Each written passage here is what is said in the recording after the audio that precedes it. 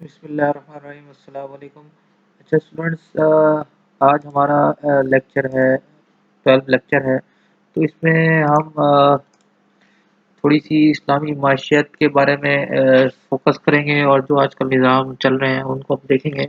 बाकी ये डिटेल में जो ना आपको मैं बुक का हवाला दूंगा, अगर आप में से कोई पढ़ना चाहे उसको तो पढ़ ले। तो हम ओवरव्यू ले लेते हैं इसका थोड़ा सा, जो आजकल निज़ाम चल रहा है और हमारा इस्लामी निज़ाम इसमें क्या कहता है।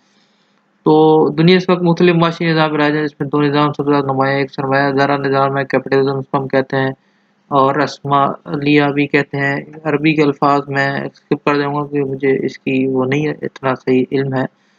तो इस बुक में लिखा हुआ दूसरा इश्तियारा का निज़ाम सोशलिज्म जिसको हम कहते हैं। तो इसकी ज़ाहिर सूरत मालियात कम्युनिज़्म भी जो है ना हम इसको बाद वक़्त कहते हैं।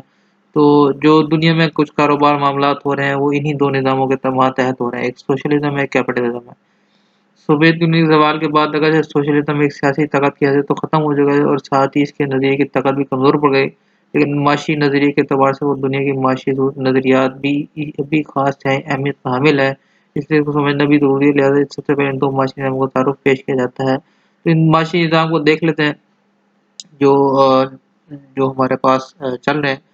वैसे अगर हम उसे उसकी तरफ जाएँ, एक बुनियादी माशी मसाइल भी हम थोड़ा-सा समझ लें कि है कि इकोनॉमिक्स जिसको हम लफ्ज़ इस्तेमाल करते हैं। तो ये भी देख लें इकोनॉमिक्स का क्या हमारे पास वो आता है, ये भी जानना मईशत क्या होती है, इसके बुनियादी मसाइल क्या होते हैं। जिस हम को उर्दू में माशियात कहते हैं, वो दर हकीकत अंग्रेज़ी के लफ्ज़ इकोनॉमिक्स का तर्जुमा है और दरअसल इकोनॉमिक्स का सही तर्जुमा माशियात नहीं है। तो ये एक वाज़ेह एक चीज़ होनी चाहिए कि माशियात और इकोनॉमिक्स जो है ना वो एक ही लफ्ज़ नहीं है, बल्कि जो इसकी जो है ना वो लफ्ज़ इक़्तिसाद जो है ना वो लफ्ज़ है इकोनॉमिक्स का जो है मतलब किया जाता है। इकोनॉमिक्स वो मतलब इसकी जो है ना यूँ समझ लें कि जो डीलिंग है और उसको किस तरह हमें लेके जाना है, तो ये चीज़ें जो है ना वो अलग-अलग हैं। तो इसलिए बिल्कुल देखिए मफ़रूज़ा इक़दाम-माशी अफ़कार में इसलिए किया था कि इंसानी ज़रूरियात और ख़्वाहिशात इंसानी वसाइल के मुकाबले में ज़्यादा हैं और ज़रूरियात का लफ्ज़ जो मौजूदा मईशत में इस्तेमाल होता है, इसमें ख़्वाहिशात भी दाख़िल होती हैं। ठीक है, एक इंसान की ज़रूरत होती है, एक जो है ना उसकी जो है ना वो ख़्वाहिश होती है। तो एक जो है ना अब अगर ख़्वाहिशात की जो है ना वो अगर हम बात करते हैं और एक ज़रूरियात की बात है, तो क्योंकि ग़र्ज़ इंसानी वसाइल महदूद हैं, इसके मुकाबले में ज़रूरियात और ख़्वाहिशात बहुत ज़्यादा हैं। ठीक है, तो ज़रूरियात भी इंसान की ज़्यादा होती जा रही हैं, जिस तरह आज का जो दौर है, ख़्वाहिशात तो बहुत ही ज़्यादा है ना, उसका तो आप वो नहीं कर सकते। अब इस सवाल में ज़रूरियात और ख़्वाहिशात को महदूद वसाइल के ज़रिए किस तरह पूरा किया जाए? तो इक़्तिसाद और इकोनॉमिक्स यही मानी है कि इन वसाइल को इस तरीके से इस्तेमाल किया जाए कि इनसे ज़्यादा इसके ज़रिए ज़्यादा से ज़्यादा ज़रूरतें पूरी हो सकें। ठीक है, ये इकोनॉमिक्स बेसिकली ये चीज़ है कि आप उसको जो है ना ज़रूरियात को इंसानी जो ज़रूरियात है उसको मैक्सिमम तौर पे जो है हम उसको कवर कर लें। ये वैसे इस इल्म को इकोनॉमिक्स और इक़्तिसाद कहा जाता है। कहते हैं इस नुक्ता नज़र से हर माशरे में कुछ बुनियादी मसाइल होते हैं, जिनका हल किए बगैर मईशत नहीं चल सकती। ठीक है, तो आपको एक पैटर्न पे चलना पड़ता है, एक जो है ना वो चीज़ें अडॉप्ट करनी पड़ती हैं। उसके बाद ही हम किसी इस पे जो है ना वो तो इसमें 4 बुनियादी जो है ना वो मसाइल हैं। एक है तरजीहात का तयन, ठीक है, डिटर्मिनेशन ऑफ प्रायोरिटीज़ भी कह सकते हैं कि और के पहला मसला है कि इसमें इस्लाम तरजीहात का तयन किया जाता है। इसका खुलासा है कि इंसानी ज़रूरियात और ख़्वाहिशात बेशुमार हैं और इनके बोले वो वसाइल महदूद हैं, जैसे मैंने पहले बताया आपको कि महदूद ही है थोड़ी-सी। ज़ाहिर है कि इन महदूद वसाइल के ज़रिए तमाम ज़रूरियात और ख़्वाहिशात पूरी नहीं की जा सकती, लिहाज़ा कुछ ज़रूरियात और ख़्वाहिशात को मुकद्दम करना पड़ेगा। मतलब कुछ आपको ज़रूरियात जो है ना वो लेके आनी पड़ती हैं, कहीं ख्वाहिशातों कहीं जो है ना वो ख्वाहिशात को पीछे रखना पड़ता है थोड़ा-सा। ठीक है? और किस कुछ को मौख़र करना पड़ता है और कुछ ऐसी ज़रूरियात हैं इंसान की, उसको हम थोड़ा-सा मौख़र करते हैं ताकि जो है ना इंसान जो है ना वो अपनी जो बेसिक्स नीड्स है उसको वो ले ले। कि कौन-सी ज़रूरियात को मुकद्दम किया जाए और कौन-सी ज़रूरियात को मौख़र किया जाए, तो ये भी एक जो है ना एक सवाल पैदा होता है। मतलब मेरे पास ₹50 हैं, ₹50 में आटा भी खरीद सकता हूँ, कपड़ा भी खरीद सकता हूँ, किसी होटल में बैठकर रिफ्रेशमेंट खाने भी खर्च किए जा सकते हैं। 4-5 इख्तियारात मेरे सामने, अब मैं ₹50 किस काम पे खर्च करूँ, इस पर तरजीहात का तयन किया जाता है। अब ऑब्वियस सी बात है कि जो सबसे इनमें अहम चीज़ है वो हमारे पास आटा है। क्योंकि कपड़ा के जो है ना साथ मतलब पुराने कपड़े भी लेके जा सकते हैं और होटल की रिफ्रेशमेंट भी जो है ना उसको हम मौख़र कर सकते हैं। और इस तरह मतलब और भी बहुत सारी चीज़ें हैं जो आजकल हमारे उसमें, तो इसमें तरजीहात का तयन आपको खुद करना पड़ता है। मैंने मेरी जो सैलरी है या मेरे पास ग्रॉस इनकम है, उसको मैं किस तरह खर्च करूँ? तो इसको हम जो है ना वो लफ्ज़ हमें क्या डिटर्मिनेशन ऑफ प्रायोरिटीज़ का इस्तेमाल करते हैं, जो हमारी पहले बेसिक्स नीड है उसको पूरा करके फिर हम आगे ख्वाहिशात को देखते हैं। और दूसरा वसाइल की एलोकेशन ऑफ रिसोर्सेज का तखसीस जो है ना ये कि हमने कि दूसरा मसला है कि वसाइल की तखसीस हमारे पास वसाइल पैदावार हैं यानी सरमाया, मेहनत, ज़मीन और इनको हम किन कामों में किस मिकदार में लगाएँ। मतलब जो चीज़ हमारे पास मौजूद है उसको किस जो है ना मिकदार में हमें लगाना है। तो हमारी ज़मीनें हैं, कितनी ज़मीन हम गंदम काश्त करें, कितनी ज़मीन पर चावल काश्त करें और कितनी ज़मीन पर कार्रवाई काश्त वो रुई काश्त करें, इस तरह तो मज़ीद कारखाने लगे ले शायद इससे हम कपड़ा भी बना सकते हैं, जूते भी बना सकते हैं, खाने-पीने की अशिया भी बना सकते हैं। कितने कारखानों को कपड़ा बनाने में इस्तेमाल करें और कितने कारखानों को जूते बनाने में लगाएँ और कितने कारखानों को खाने-पीने की अशिया में इस्तेमाल करें। इस सवाल का तयन को मशरिक़ इस्लाम में वसाइल तख़सीस कहा जाता है। ठीक है, कौन-सी चीज़ लगानी है, कहाँ, कितने एकड़ पे ये लगाना है कि तो इस चीज़ों को हम एलोकेशन ऑफ रिसोर्सेज़ कहते हैं। हमें रिसोर्स को ये भी जो है ना इसको जो है ना देखते हैं कि ये भी हमारी एक अहम जो है ना वो उसकी आती है। तीसरी है आमदनी की तक़सीम है कि तीसरा मसला है कि आमदनी या पैदावार की तक़सीम ने मुतअद्दिद वसाइल को काम में लगाने के बाद में जो पैदावार या आमदनी हासिल हो उसको किस तरह माशरे में तक़सीम किया जाए और किस बुनियाद पे तक़सीम किया जाए इसको माशियात की इस्लाह में आमदनी की तक़सीम कहा जाता है। ये जो हमारी सैलरी की जो है ना वो आती है, इंक्रीमेंट लगता है और फिर कितनी परसेंट जो है लगाना है और ये सारी चीज़ें इसी की तक़सीम है कि एक जो है ना 17 ग्रेड का बंदा है उसको क्या जो है ना देना है 18 ग्रेड का, तो इस तरह करते-करते ऊपर से नीचे 1 से लेकर 21 तक जो ग्रेड है उसकी तक़सीम होती है। पूरा एक गवर्नमेंट का निज़ाम है। ठीक है? इसी तरह तरक्की है, चौथा मतलब तरक्की यानी अपनी माशी हासिलियात को किस तरह तरक्की दी जाए, जो आपके पास एक ऑलरेडी निज़ाम चल रहा है उसमें किस तरह हमने आगे बढ़ना है और ताकि जो पैदावार हासिल हो मेयार के लिहाज़ से पहले ज़्यादा अच्छी हो। ठीक है? इसको हम तरक्की का लफ्ज़ कहते हैं और मिकदार के एतबार से इसमें ज़्यादा इज़ाफ़ा हो और किस तरह नई-नई इजादात और मसनूआत वजूद में लाई जाएँ ताकि माशरा तरक्की करे, लोगों के पास इसबाब माशरत में इज़ाफ़ा हो, लोगों की आमदनी के ज़रिए मुहैया हो। इस मसले को माशियात के इस्लाम में तरक्की कहा जाता है। और ये 4 बुनियादी मसाइल हैं जिन्हें हल करना हर माशी निज़ाम के लिए ज़रूरी है। इन्हीं तरजीहात का तयन, वसाइल तख़सीस, आमदनी की तक़सीम और तरक्की पहले समझ लेना चाहिए। इन वसाइल अगरचे फ़ितरी मसाइल हैं, इस निज़ाम के तहत इनको सोचने, इनको हल तलाश करने की फ़िक्र आखिरी सदी में ज़्यादा हुई। इसके नतीजे में 2 मुतकाबिल नज़रियात हमारे सामने एक सरमायादारी निज़ाम है, वही जो हमने बात की कैपिटलिज़्म निज़ाम और सोशलिज़्म। ठीक है? तो ये जो है ना निज़ाम है जो 2 हमारे पास मौजूद हैं और हम ये अगर बात करें तो तो ये हमारे मईशत के इस्लामी अहकाम हैं। तो इसमें अब मैंने वो चीज़ें स्किप की हैं थोड़ी-सी जो सोशलिज़्म और कम्युनिज़्म की जो हमने शुरू में बात की थी उसमें 2 निज़ाम हमने बताया था उसको मैं एक ओवरव्यू दे देता हूँ। तो जो सरमादारा निज़ाम है जो हमारा यूजुअली इस्तेमाल होता है अमेरिका और जो यूरोप के जो ममालिक हैं, इसमें जो है ना वो एक उसको खुली छूट दे दी जाती है एक ताजिर को और वो जो जिस तरह अपना एक करता-फिरता है जैसे हमारे यहाँ होता है आज़ादी के तौर पे इसको हम कहते हैं और जो सोशलिज़्म है दूसरा निज़ाम वो रूस का मैंने आपको हवाला दिया था। तो वो उसी उसमें जैसे जो है ना कम्युनिज़्म जिसको हम कहते हैं, तो कम्युनिज़्म जो है ना उसमें वही होता है कि जो है ना उसको इतना ज़्यादा गला उसका कोड़ दिया जाता है एक ताजिर का कि बस जो एक ऊपर हुक्मरान होता है वो उसकी मर्ज़ी से जो है ना चीज़ें चलती हैं। जैसे रूस में होता है या जो है ना चाइना में भी इसी तर्ज का है लेकिन उसमें थोड़ा-सा और इसमें कि उसमें थोड़ी ये जो है ना वो दे दी जाती है लेकिन है वहाँ भी कम्युनिज़्म। तो ये 2 निज़ाम चलते हैं, लेकिन इसके अलावा इससे जो है ना वो हम थोड़ा स्किप करेंगे हमारे पास थोड़ा-सा वो कम है और चीज़ हमने देखनी है तो ये मैं आपको सिर्फ़ ओवरव्यू दे दिया इस चीज़ का। तो मईशत के इस्लामी अहकाम की अगर हम बात करें तो एक चूँकि हमारा जो एक निज़ाम जो इस्लामी निज़ाम उसके बारे में आपको थोड़ा-सा बता दूँ। तो उसके बाद हम जो है ना जो आजकल दुनिया में जो चल रही है आईएमएफ और ये चीज़ें इसको भी हम थोड़ा-सा इसको स्टडी कर लेंगे। तो हमने इन दरमियान माशरत तक़सीम किया ये कुरान शरीफ का तर्जुमा इनमें से बाज़ को बाज़ दर्जात फ़ौक़ियत दी ताकि इनमें से एक-दूसरे से काम ले सकें। ठीक है? ये अल्लाह का निज़ाम है, किसी को छोटा बनाया, किसी को बड़ा बनाया। तो ये जो है ना अल्लाह की तक़सीम है। तो ये जो है ना कोई बड़ा ताजिर है, कोई छोटा ताजिर है, यही जो है ना इसी यहीं पे जो है ना आती है बात की बात होती है इस्लाम ने बाज़ार में कुव्वतों यानी दस्त तलब के कवानीन तस्लीम किया और वो मईशत के मसाइल हल के लिए इस्तेमाल पे जुमला हामी चुनांचे कुरान शरीफ में जो हमने ये आया कुरान शरीफ का तर्जुमा है और ज़ाहिर है कि एक-दूसरे से काम इस तरह लिया जाए कि काम देने वाला काम की तलब और काम देने वाला काम की रसद है। इस तलब और रसद के बारे में कशमकश में बाहिमी इम्तियाज़ एक मुतवाज़िन मईशत वजूद में आती है। इसलिए हज़रत सल्लल्लाहु अलैहि वसल्लम के ज़माने में जब देहाती अपनी ज़रूरी पैदावार और शहर-फ़रोख्त करने में लाए, तो बाद शहरी ने देहाती से कहते कि तुम अपना माल खुद ले जाकर शहर में मत बेचो, बल्कि सामान मुझे दे दो, मैं मुनासिब वक़्त में इसको फ़रोख्त करूँगा। ताकि इसकी कीमत ज़्यादा मिले। हज़रत सल्लल्लाहु अलैहि वसल्लम ने शहरियों को ऐसा करने से रोका। इसके साथ ही जुमला इरशाद फरमाया, लोगों को आज़ाद छोड़ दो ताकि अल्लाह ताला इनमें से बाज़ को बाज़ के ज़रिए रिज़्क़ अता फरमाए। तो ये जो हमारे यहाँ सिस्टम थोड़ा-सा चलता है ना, जो तिजारत का माल ताजर का माल आता है, ज़रूरी निज़ाम आता है, वो एक जो है ना उसको जो है ना मंडियों में लेके आया जाता है। तो मंडियों का जो है ना, मैं ये नहीं कहता मंडी गलत है या इसमें जो है ना, इसमें 2 सिस्टम चलते हैं। एक ये होता है कि उसको जो है ना स्टोर कर लिया जाता है, मतलब जो स्टोर करने का निज़ाम है वो ठीक नहीं है, मतलब उसमें आपके पास गुंजाइश नहीं है। बाकी सामान लेके बेचना वो ठीक है, मतलब आप लें और उसी वक़्त फ़ौरन बेच दें अपना मुनाफ़ा रख के। बाकी उलमा कराम आपको इसमें जो है ना उसे बताएँगे, लेकिन बात यहाँ से ये चीज़ समझ आती है कि जो कि आपके मुफ्त में ज़हन में बात आई होगी कि भई इस तरह तो मंडियाँ सारी की सारी ठीक नहीं रहेंगी।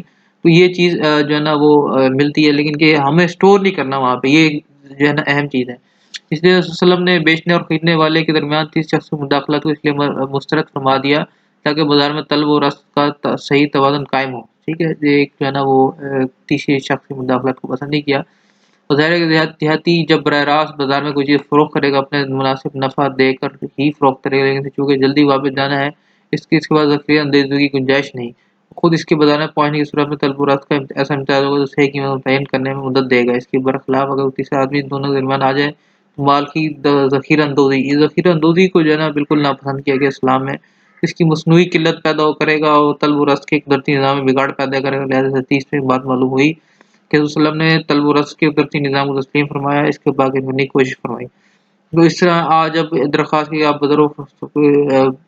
बाज़ार में फ़रोख्त होने वाली अशिया की कीमतें शराइत और मुतय्यन फरमा दें, तो इस मौके पे हुज़ूर सल्लल्लाहु अलैहि वसल्लम ने इरशाद फरमाया कि बेशक अल्लाह ही कीमत मुतय्यन करने वाला है, वही चीज़ों की रस्म में कमी करने वाला और ज़्यादती करने वाला वही राशिक है। ठीक है? ये एक सिस्टम चलता है एक अल्लाह की तरफ से, नो डाउट यहाँ हमारे यहाँ इस चीज़ को वो करते हैं। बाकी जो है ना जब चीज़ें ज़्यादा होती हैं, ज़ाहिर-सी बात है उसकी कीमत कम हो जाती है। और जब चीज़ें जो है ना वो कम होती हैं, तो उसकी कीमत बढ़ जाती है। तो ये अल्लाह ताला की तरफ से है। अब ये एक टमाटर का जो है ना मार्केट में आना और ऑटोमैटिकली आप देखें कभी ज़्यादा हो जाती है कीमत, कभी कम हो जाती है। तो ये अल्लाह ही की तरफ से, जब इंसान के अमाल अच्छे होते हैं तो अल्लाह ताला हालात अच्छे करते हैं। अगर अमाल ख़राब होते हैं तो अल्लाह ताला भी हालात बिगाड़ देते हैं। तो इसलिए जो है ना इसका बड़ा एक उसके साथ जो है ना वो है ठीक है? तो इसलिए जो है ना अब इसके बारे में जो है ना वो इस्लामी ज़ाती मुनाफ़े के रखते हुए रस्म और तलक़े उन्हीं मुस्लिम पर जारी और माशी सरगर्मियों में कुछ ऐसी पाबंदी आयद कर दी कि इन पर अमल की सूरत में ज़ाती मुनाफ़े का महरक ऐसा गलत रुख नहीं चल सकता जो मईशत के गैर मुतवाज़िन करे, इससे दूसरी अख़लाक़ी या इज्तिमाई ख़राबियाँ पैदा हो। तो इस्लामी ज़ाती मुनाफ़े के महरक जो पाबंदियाँ थी, इसमें 3 किस्में मुनक़िस हैं। तो ये 3 जो है ना किस्में हैं, तो ये 3 किस्में जो है ना वो, तो उसमें सबसे पहली है वो खुदाई पाबंदी है। सबसे पहले तो इस्लाम ने माशी सरगर्मियों पर हलाल और हराम की कुछ ऐसी अब्दी पाबंदियाँ आयद की हैं जो हर ज़माने में हर शख्स नाफ़ अमल है।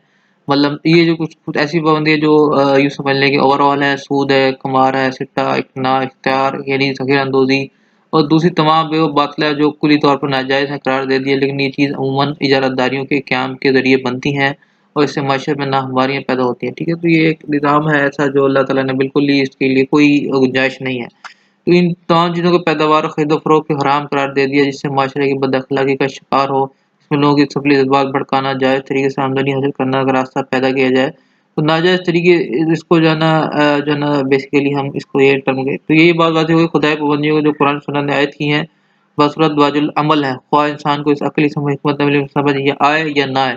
तो ये आप नहीं कह सकते ये मुझे ये चीज़ मेरे लिए जो है ना इसमें वो है, मेरे लिए ये है। तो ये कथन इसमें कोई जो है ना वो है ही नहीं, गुंजाइश ही नहीं है। आपको जो है ना आप कह ही नहीं सकते कि भई ये मुझे नहीं समझ आती, मेरा निज़ाम कैसे चलेगा, मेरा ये मसला है तो मेरा ये मसला है। तो इसी तरह फिर रियासती पाबंदी आ जाती हैं कि जो आपको हुकूमत की तरफ से जो है ना वो बात आती है, मज़कूरा खुदाई पाबंदी तो अब्दी नौइयत की थी।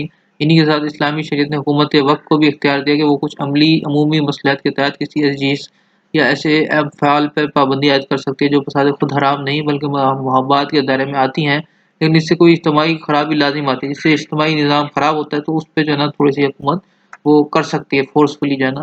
तो ये पाबंदी अपनी नौइयत की नहीं होती जो हर ज़माने में हर इदारे पे जगह नाफ़िल अमल हो, बल्कि इसकी हैसियत वक़्ती हुक्म की होती है, वक़्ती मसले के ताबिक होती है। इसकी सादा मिसाल ये है कि फ़ुक़हा कराम ने लिखा है, जैसे हैज़े की वो बात फूट जाए तो हुकूमत पाबंदी लगा सकती है कि अगर खरीदो-फ़रोख्त और इसका खाना ममनू है, जब तक हुकूमत की तरफ से इसकी पाबंदी बाकी रहे, इस वक़्त तक खाना खरबूजा खाना और उसका बेचना शरअन भी नाजायज़ हो जाएगा।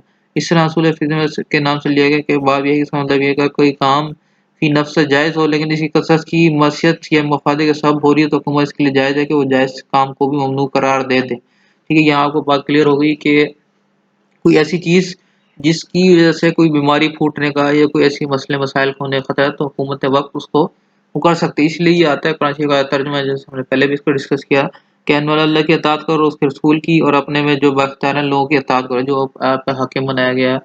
हत्ता कि वो मतलब ऐसा हुक्म ना दे के जो है ना जो शरअन नाजायज़ हो, उसकी जो है ना आपने अताअत करनी है। मतलब जो इस्लामी इसके रसूल के खिलाफ होगा उसको आपको जो है ना छोड़ने के लिए गुंजाइश है आपके पास। ठीक है, इसी तरह अख़लाक़ी पाबंदी है, तो एक इसके लिए एक सादा-सी मिसाल है, अगर शख़्स के पास सरमायाकारी के लिए 2 रास्ते हैं, एक वो कि अपना सरमाकारी किसी जायज़ तफ़रीह मगर तिजारी मंसूबे में लगाए, वो इसमें ज़्यादा आमदनी तवक्को है, मतलब कोई पार्क वग़ैरह बना रहे हैं। दूसरा ये है कि सरमाया जो है ना बेघर लोगों के लिए सस्ते मकान तामीर करके फ़रोख्त करके करने पर सर्फ़ करे, मतलब वो एक कहे कि मैं ऐसा टाउन बनाता हूँ जिसमें जो है ना कोई सस्ते मकान बेचूँगा, तो इसमें निस्बतन कम मुनाफ़ा की तवक्को है, तो एक सेकुलर ज़हनियत का हामिल शख़्स यकीनन पहले रास्ते को इख्तियार करेगा। तो ज़ाहिर-सी बात है जो एक सेकुलर ज़हन का आदमी वो अपना मुनाफ़ा देखेगा, मुझे मुनाफ़ा ज़्यादा है। लेकिन जिस शख़्स के दिल में आख़िरत की फ़िक्र होगी तो वो इसके ऊपर ये सोचेगा अगरचे माशी रिहायशी मंसूबे में माली नफ़ा निस्बतन कम है, लेकिन मैं गरीब लोगों के लिए रिहायशी मकान फ़राहम करके अपनी आख़िरत ज़्यादा सवाब ज़्यादा हासिल करता हूँ, तो इसलिए मुझे तफ़रीही मंसूबे के बजाय रिहायशी मंसूबे इख्तियार कर लेना चाहिए। तो ये जो है ना मतलब इख़्लाक़ी उस पे है, ये कोई ऐसी वो नहीं है। ये इंसान की अपनी अंदर की जिसे कहते हैं ना वो है। तो यहाँ अगरचे दोनों रास्ते शरई एतबार से जायज़ हैं, इसमें कोई वो नहीं है कि आप कहें कि दोनों को उसको गलत कहें। इसमें से किसी पर कोई रियासी पाबंदी आयज़ नहीं, लेकिन अक़ीदा आख़िरत में मबनी इख़लाक़ी पाबंदी ने लोगों की ज़रूरियात को मद्देनज़र रखते हुए शख़्स के दिल में अंदरूनी रुकावट पैदा कर दी, जिस तरजीहात का बेहतर तयन और वसाइल की बेहतर के अमल में आई। तो एक छोटी-सी मिसाल है, अगर वक़्तन इस्लाम का अक़ीदा आख़िरत दिल में कोई जाए तो मुख्तसर हो के माशी पहलू की बेहतरी में बहुत ज़बरदस्त किरदार अदा कर सकते हैं। तो ये जो है ना हमारे पास जो है ना यूँ समझ लें कि जो है ना वो डिफरेंट जो है ना पाबंदियाँ हैं जो इस्लामी उसमें कहते हैं। हम जो इस्लाम का अगर देखें तो ये तीनों 3 चीज़ें मेन आती हैं, बाकी और भी बहुत सारी हैं, लेकिन ये 3 मोटी-मोटी मैंने आपको बता दी, इसमें ये क्या चीज़ आपने किसको जो है ना प्रायोरिटी देनी है। अच्छा अब थोड़ा-सा जो है ना इस जो आजकल निज़ाम है उसके हवाले से बात कर लेते हैं, उसमें जो आईएमएफ और इन चीज़ों का किरदार है वो क्या है, वो भी थोड़ा-सा डिस्कस कर लेते हैं। तो इंशाल्लाह अगले लेक्चर में मैं फिर आपको थोड़ा-सा इसके बारे में मज़ीद जो है ना बैंकिंग और ये जो थोड़ा-सा इस्लामिक उस फाइनेंस में जो है ना थोड़ा-सा डिस्कस करेंगे। तो इसमें हम आज जो है ना वो आज का निज़ाम देख लेते हैं जो किस तरह निज़ाम चला है और उसकी क्या हिस्ट्री है। तो शरह मुआलदा का तय्युन जो है अगर मुख्तलिफ मुआलक करंसियों की बाहमी तबादले की शरह कैसे मुतय्यन होती है, इसकी मुख्तलिफ ज़माने में मुख्तलिफ तरीके राइज हुए। तो 1880 से 1913 तक दुनिया में तलाई निज़ाम राइज था।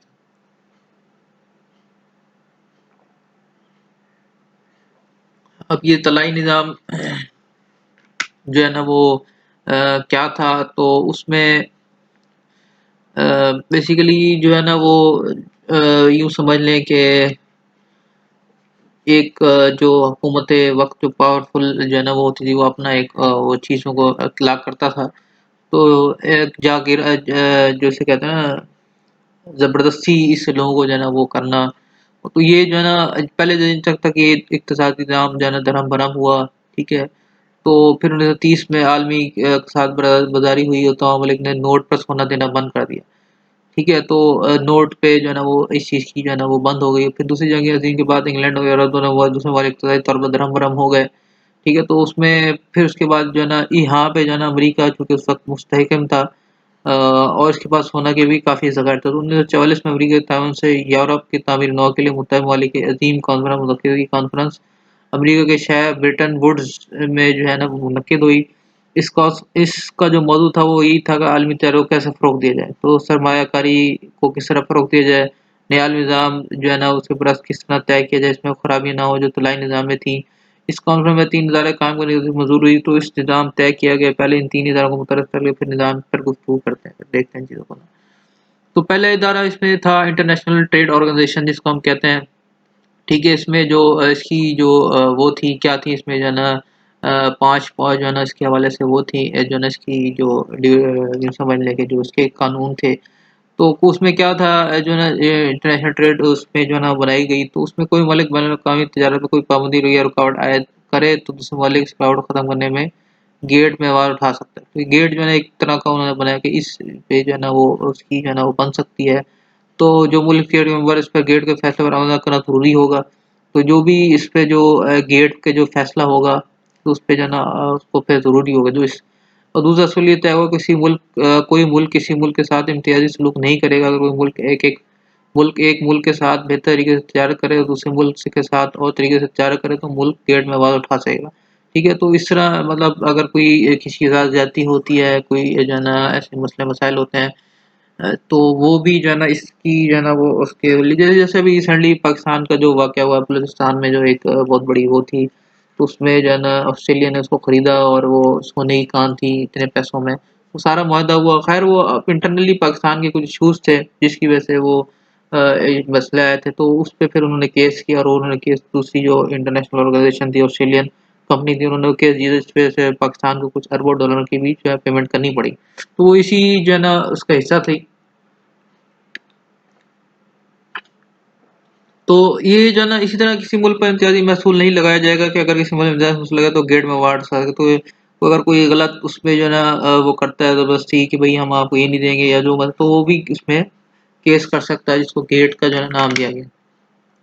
और गरीब ममालिक को बैरूनी मसनूआत पर महसूल ज़्यादा लगाने की इजाज़त होगी, इसलिए कि गरीब ममालिक भी अगर महसूल कम रखेंगे तो बैरूनी मसनूआत सस्ती मिलेंगी, जिसकी वजह से मुल्क की मसनूआत की माँग कम पड़ेगी और मुल्क की सेहत को नुकसान पहुँचेगा। ठीक है, जो गरीब ममालिक होंगे वो उसपे जो है ना वो ज़्यादा वो लगा सकते हैं अपना टैक्स वग़ैरह जो भी जिसे कह सकते हैं हम, ताकि उनकी जो है ना अपनी जो प्रोडक्ट्स हैं, वो ज़्यादा से ज़्यादा जो है ना बिकें और उनकी जो है ना ये जो यूँ समझ लें कि ये जो उनकी एक तरह की जो इकोनॉमी है वो इकोनॉमी जो है ना वो उससे बेहतर हो। अगर 2 मुल्क में तजारत निज़ाम पैदा हो तो गेट के ज़रिए से बाहमी फ़हम और तफ़हीम हासिल किया जा सकता है। तो ये सारी जो है ना ट्रेड जो है ना इंटरनेशनली जो है ना उसको वो उन्होंने सारा वो किया है। और इसके अलावा जो है ना फिर आलमी मालियाती फ़ंड जिसको आईएमएफ हम कहते हैं जो कि एक इदारा है जो उसको हमने 1944 में इसका क़याम तय हुआ और 1948 में वजूद में आया। जिस तरह एक मुल्क में कई बैंकों का एक मरकज़ी बैंक होता है, इसी ऐसे ही कई ममालिक का सेंट्रल बैंक मरकज़ी बैंक ये इदारा है। वो ये पूरी दुनिया का एक मरकज़ी बैंक है, यूँ समझ लें पूरी दुनिया का एक बैंक है। एक वर्ल्ड बैंक भी होता है वो और चीज़ है, वो भी अभी हम डिस्कस करेंगे और दूसरा ये आगे पास आईएमएफ है, जो वक़्ती अदायगी के लिए मुल्कों को कलील वल मियाद कर्ज़े देता है। ये 4 3 से 5 साल के ना कर्ज़े होते हैं, इनकी जो वो होती है, तो ज़्यादा लंबे अरसे के लिए नहीं देता। तो किसी मुल्क की माली हालत मुस्तहकम होती है तो मगर वक़्ती तौर पर तिजारत की अदायगी के लिए नकद पैसे इसके पास नहीं होते, ऐसे मौके पर इदारा कर्ज़ फराहम करता है। ठीक है, ये कर्ज़ फराहम करता है, ऑब्वियस बात है इसमें वो जो है ना इंटरेस्ट होता है। तो इसकी वजह से जो है ना इदारे में एक मुल्क का एक कोटा होता है। मतलब हर मुल्क में जो है ना यूँ समझ लें कि इस इदारे का जो है ना एक कोटा बनाया जाता है, जो एक कोटा इस मुल्क की तिजारत आलमी तिजारत के साथ तनासब देकर मुकर्रर किया जाता है। मतलब उसका जो है ना पूरी दुनिया के साथ कितना ट्रेड हो रहा है, उसकी इकोनॉमी के हिसाब से उसका फंड बनाया जाता है। जैसे 1 अरब डॉलर की हुई अगर किसी आलमी तिजारत उसने 1 अरब डॉलर की जो है ना तिजारत की, तो और किसी मुल्क की तिजारत 5 करोड़ डॉलर की है, तो इस मुल्क की 5% कोटा मिलेगा। इस कोने की शरह में कमी-बेशी भी होती रहती है। इस कोटे की रकम डॉलर में बयान की जाती है, ठीक है? तो उसको फिर डॉलर में कन्वर्ट करके हम उसका एक कोटा मुकर्रर करते हैं, उतनी फ़ीसद तो यानी जिस मुल्क का कोटा 5% इसके बारे में ये मुतय्यन है कि इसका मतलब इतने डॉलर हैं। हर मुल्क अपने कोटे का 25% सोने में और 75% मुल्क की करेंसी में इदारे के पास जमा कराता है। इस तरह आईएमएफ के पास सोना और तमाम मुल्क की करेंसियाँ जमा हो जाती हैं। हर मुल्क को आईएमएफ में फंड जमा कराने पर इदारे से कर्ज लेने का हक हासिल होता है, जिसको ड्राइंग राइट्स जो है ना कहा जाता है। जमा कराई हुई रकम के मुतनासिब शरह में कर्ज हक मिलता है। मतलब यह है कि हर मुल्क अपनी जमा कराई हुई रकम का 5 गुना कर्ज ले सकेगा। ठीक है, जो उसने रकम जमा कराई उसका 5% जो है ना वो 5 गुना उससे वो ज़्यादा वो ले सकता है, जैसे आजकल पाकिस्तान में हो रहा है। तो वो उसी जो है ना बुनियाद पे सारी चीज़ें चलें और शरह बदलती भी रहती है। फिर ड्राइंग राइट जो कर्ज़ा मिलता है इसको कई हिस्सों में तक़सीम किया जाता है। हर हिस्से को ट्रांच कहते हैं, ठीक है? और पहली ट्रांच इसका देगा 25% होता है जिसके लेने का हक का किसी मुल्क को हक होता है। इस ट्रांच पर कर्ज़ा बगैर किसी शर्त के मतलब सूद भी कम होता है।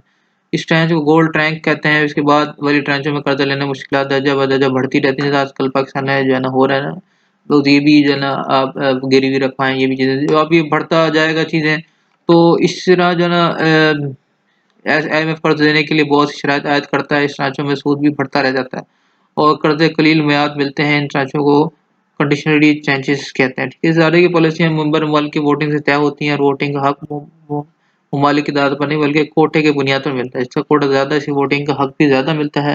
जिसका कोटा कम है इसका वोटिंग का कम इसको कम मिलता है। IMF इसकी इसी तरह जो है ना वो IMF में एक अकाउंट होता है जिसको जो है ना स्पेशल ड्राइंग राइट्स जो है ना अरबी में हकूकुल हस्बा कहते हैं, जिसका हासिल ये है कि मेंबरान तय कर लेते हैं कि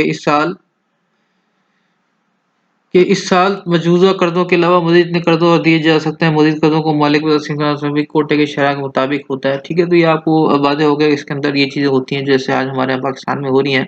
एक मखसूस जो है ना उसकी मईशत के मुताबिक उसको कर्ज़े दिए जाते हैं और वो जितना आप कर्ज़े लेते रहेंगे उतनी वो मुश्किल होती जाएगी, उसकी आगे बढ़ती जाएगी। जितने आप कर्ज़े लेते जाएँगे उतना जो है ना वो इदारा जो है ना वो मुश्किल में जब तक आप वो कर्ज़े पूरे नहीं दे देते, तो उस वक़्त तक जो है ना ये आपको जो है ना मज़ीद जो है ना सूद बढ़ता रहेगा और ये चीज़ें आपको मुश्किल में गिराती जाएँगी।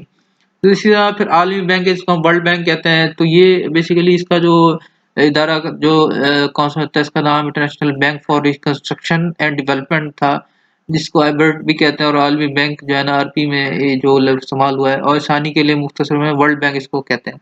तो इसका नाम यही ज़्यादा मारूफ़ है, इसके नाम पहला नाम मारूफ़ नहीं मगर असल नाम वही तय हुआ इस बारे में। IMF में फ़र्क ये है कि IMF कलील मियाद का देता है, इसकी मुद्दत 3 से 5 साल तक होती है और वर्ल्ड बैंक तवील मियाद का देता है, इसकी मुद्दत 15 से 30 साल तक होती है।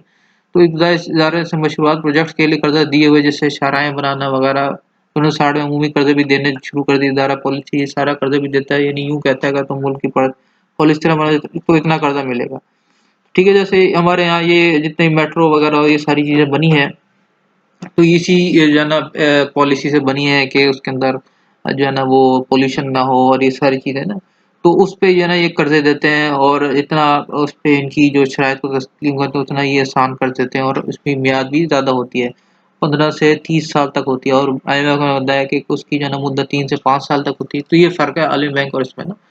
उन्नीस सौ इकहत्तर में तलाई निज़ाम जो ख़त्म हो चुका उस कानून में शराब का एक नया निज़ाम जो तय पाया ब्रिटेन सिस्टम और एक्सचेंज रेट के नाम से मरूफ है। निज़ाम का असल ये है कि अब करेंसी की कदर का पैमाना तो बुनियादी तौर पर सोना ही रहा, पर हर मुल्क की करेंसी पर सोना नहीं मिलता था बल्कि अब बैनुल-अक़वामी तिजारत में आला एतबार डॉलर को राह दे दी गई। ठीक है, तो वो अब जो है ना वो आपने देखा होगा सोने की ट्रेडिंग अब बिल्कुल वो हो गई है, अब हर चीज़ डॉलर की बुनियाद पे है कि भाई इतना डॉलर है इसके पास, इतना आज का रेट, इतनी आज की जो इकोनॉमी है, इतना जो है ना वो इकोनॉमी है।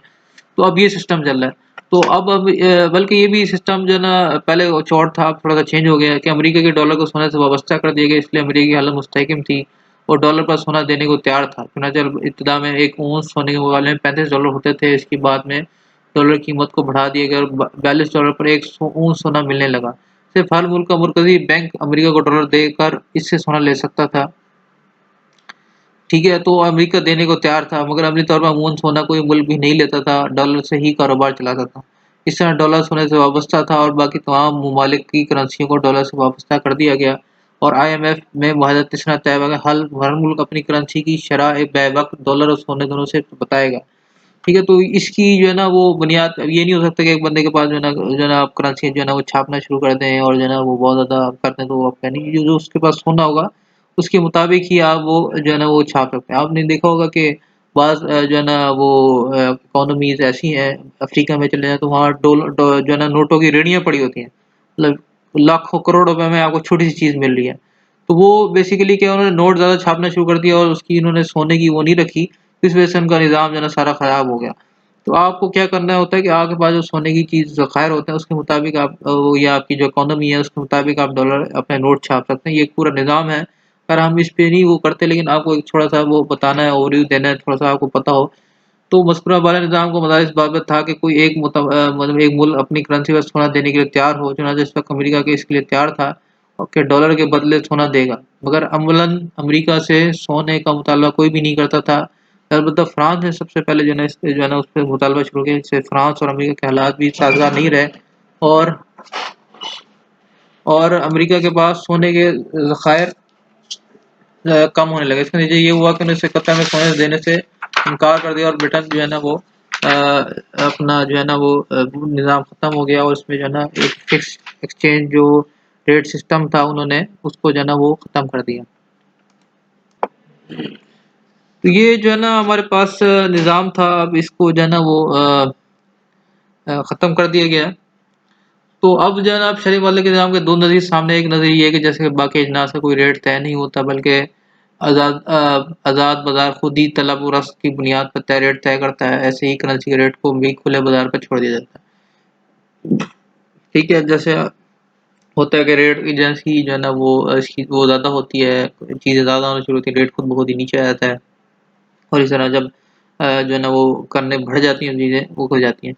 तो तलब और रस्क की बुनियाद पर खुद ही रेट तय होता रहता है, मतलब डॉलर और पाकिस्तानी रुपए के तलब और रस्क से पाकिस्तानी रुपए की डॉलर के साथ रेट तय होता है, ठीक है? इतनी जो है ना वो तिजारत, और ऑब्वियस सी बात है उसमें वो तो ज़्यादा होगा, ट्रेड ज़्यादा होगी तो ये रेट जो है ना पाकिस्तानी करेंसी ऊपर आ जाएगी और अल्टरनेट जो है ना वो नीचे चली जाएगी। तो बैनुल-अक़वामी तारीख़ मंडी में तलबुरस से बाकी करेंसी के साथ पाकिस्तानी रुपए का तय होगा, और इस नज़रिए को फ्रीली फ्लोटिंग एक्सचेंज रेट्स कहते हैं, जो आजकल जो सिस्टम चल रहा है। और जो है ना दूसरा नज़रिया है कि असली तौर पे रेट आज़ादी हो रहना चाहिए, ताकि इसके साथ हुकूमत को चाहिए कि वो रेट की निगाह रखे। अगर कभी रेट में बहुत ज़्यादा अफ़रात हो, तफ़रीत होने लगे, तो हुकूमत मुदाखलत करे। इस तरीका ये होगा, स्टेट बैंक कहे कि बाज़ार में आकर कीमतों पर असरअंदाज़ हो। इस नज़रिए से अंग्रेज़ी में मैनेज फ्लोट का नज़रिया कहते हैं, तो ये भी बाद औक़ात इस्तेमाल आता है। तो इसी के ज़रिए जो है ना वो कागज़ी नोट जो है ना वो बनते हैं, फिर आपके उस हिसाब से मैंने आपको बताया कि पूरी इकोनॉमी इस तरह सेट होती है। तो फिर इसकी जो है ना कागज़ी नोट की हैसियत और इसके फ़क़ही अहकाम हैं, तो ये आपका जो है ना 127 पेज है, इस्लाम और जदीद माशरत, ये मैं अपलोड कर दूँगा इस बुक को। तो वहाँ पे इसको आप एक दफ़ा, आप में से कोई इंटरेस्टेड हो इस चीज़ को थोड़ा-सा कवर कर लें। लेकिन हम चूँकि इतनी, फिर उसके बाद जो है ना कुछ और भी जो है ना किस तरह चलता है चीज़ें, और जो है ना आगे चल के इसकी क्या जो है ना वैल्यू है और किस तरह, तो ये अगर कोई पढ़ना चाहे तो वहाँ इस चीज़ को पढ़ लें। लेकिन हम अगले उसमें जो है ना इस चीज़ को कवर नहीं करेंगे। हम आगे जो है ना थोड़ा-सा जो है ना वो बैंकिंग सिस्टम को, फाइनेंशियल सिस्टम को थोड़ा-सा टच करेंगे। तो जो है ना ये हमारा लेक्चर था आज का। उम्मीद है कि आपको जो है ना चीज़ समझ आई होगी। तो अगर कोई चीज़ नहीं समझ आती, अगेन आप मेरे से पूछ सकते हैं, कॉन्टैक्ट कर सकते हैं। ठीक है, अगले लेक्चर के लिए जल्दी, अल्लाह हाफ़िज़।